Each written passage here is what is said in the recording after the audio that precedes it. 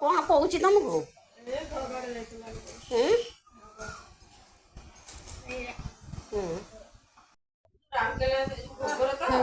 ଯାଇଥିଲେ କି କେବେ କେବେ ତା ସାଙ୍ଗମାନଙ୍କ ସହିତ? ଖାଇଲା ପରେ ପିଙ୍କି ଆସୁଛି, ଯାହା ଦିଟା ଥିଲା ତାକୁ କାଟିକି ଦଉଛି, ସେ ଖାଉଛି ଆଉ। ଆମ୍ବ ସଇଲା ପରେ ଆସୁଛୁ ଆମ ଘରକୁ, ମାସେ ହେଲା ଆସିଲୁଣି ଆଉ ଆସିଲୁଣି। ମା ବି ଆସିଛି।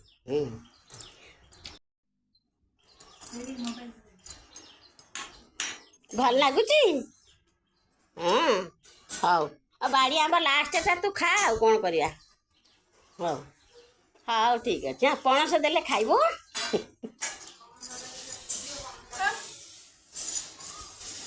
ଆମ୍ବ ସଇଲା ବେଳକୁ ଭଲ ଲାଗୁଛି ନା ବାସନ୍ତୀ? ହଁ, ଆମ୍ବ ଏତେ ଥିଲାବେଳେ ମନ ହଉନଥିଲା, କିନ୍ତୁ ଏବେ ଗୋଟେ ଗୋଟେ ପଡ଼ୁଛି, ଖାଇବାକୁ ଇଚ୍ଛା ହେଉଛି।